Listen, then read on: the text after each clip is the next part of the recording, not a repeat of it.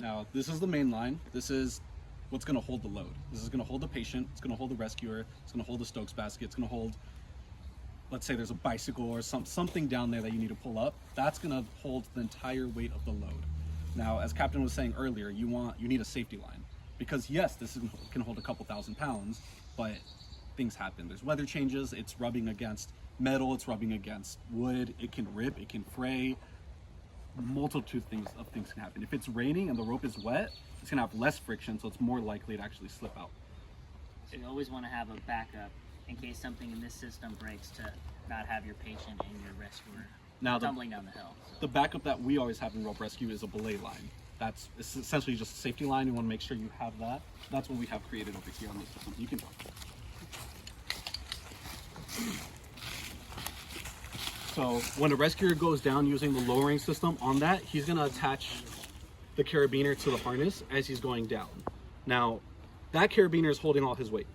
That one carabiner, that one load, that one rope is carrying all his weight. You need a second anchor and a second rope entirely also attached to him, ideally in a separate place, just to be safe, but you could attach it to the same one. This is just going to be the safety line. So this one, you never want it to get taut in the way he's pulling it now, because the second it gets tight, that's the second that you can no longer, then all the load is going to be on the belay line rather than the main. So you don't ever want it to get taut like this.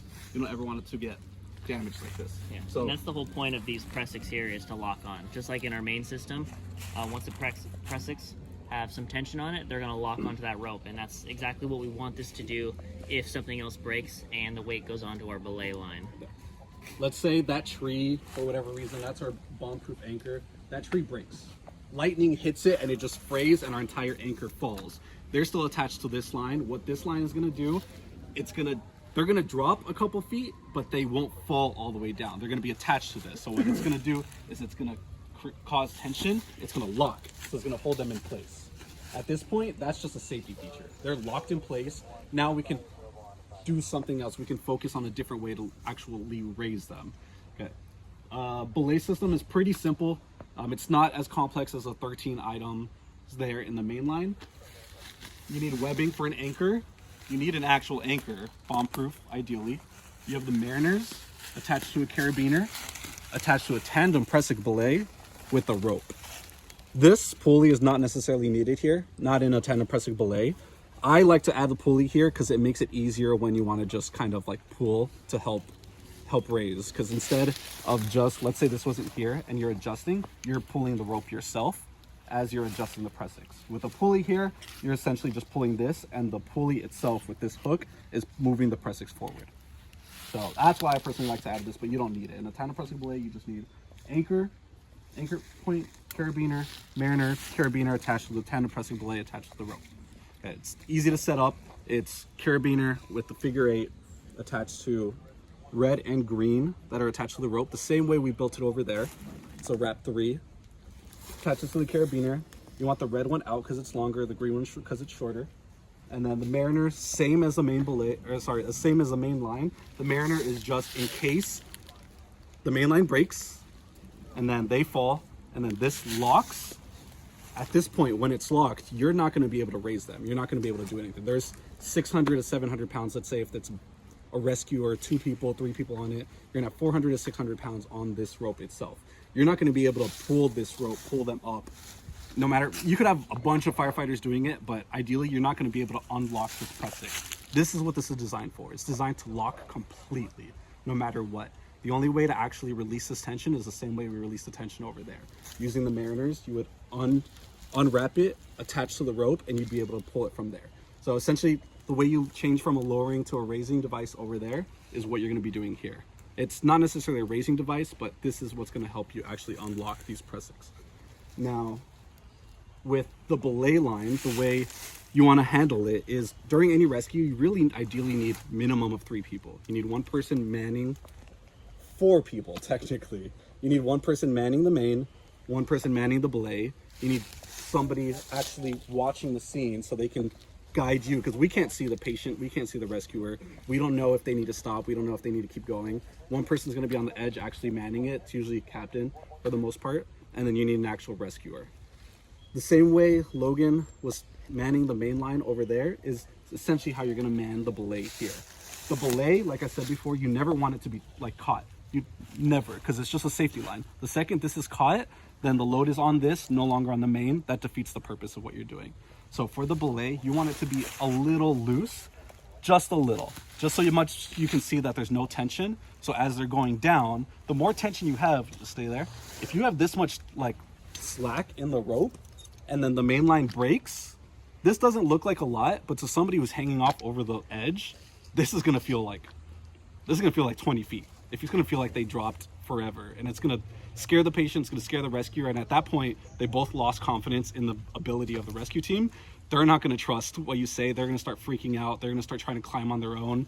You're not gonna be able to help them help themselves, essentially. And also, that's going to put a shock load onto your rope, and that's one thing that you obviously don't want to happen, because that could degrade the strength of your rope, because this is no longer something that we can trust our lives on. If you have a big shock, that could have internal damage that you can't see, and that rope should be put out of service if there's any kind of large shock load like that, because we can't trust that this is still in working function until it's properly serviced and rechecked. Think of a ladder that goes into a fire that's damaged with a fall or fire. Yes, it's still functional. Yes, it still works. Yes, it still looks good. That doesn't mean it is. It can break apart. It can damage. That's the same thing with rope. You have to treat your rope as you would treat any piece of equipment that you value, because it's literally saving lives. And one thing, if you're having trouble, if you're the guy that's on the belay and you're manning it, trying to keep up with the main and pull, make sure there's no tension in this line. Something that made it easy for what I was taught, when you're grabbing these pressics, just make that OK sign with your hand right around the rope, and then that's gonna push against those pressics and give you enough push to keep pulling out line. Because you never want this to have tension, like Carlo was saying. You want to always have it slightly loose as it's following the track of your main line. Any questions from you guys on belay lines? So this is what's going to hold us. This is what it should look like. This is holding the weight. This is like slack. So if this were to fail, keep it at that. It's like this were to fail, and I'm going. Look how much further I just fell. Like, yeah, right there it only looked what? It only looked like a foot maybe, but look how much further I am from the carabiner. Imagine you're over the ledge. Yeah, you're slanted 45-degree angle. You're over the ledge completely, high angle rope rescue. This is gonna hurt.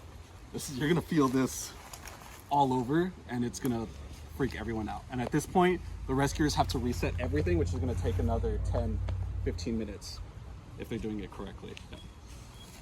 One last thing, if you're the guy that's manning the belay, something does fail and you start to hear the rope slipping, you're not going to be able to hold on. All you have to do is simply let go. You're going to save your fingers. You're not going to try and grab it, because that's where you get hurt. And this system is made to automatically lock whenever there's tension put on it. So I just have to let go and be hands-free. It's going to lock on its own, and they're not going to go anywhere.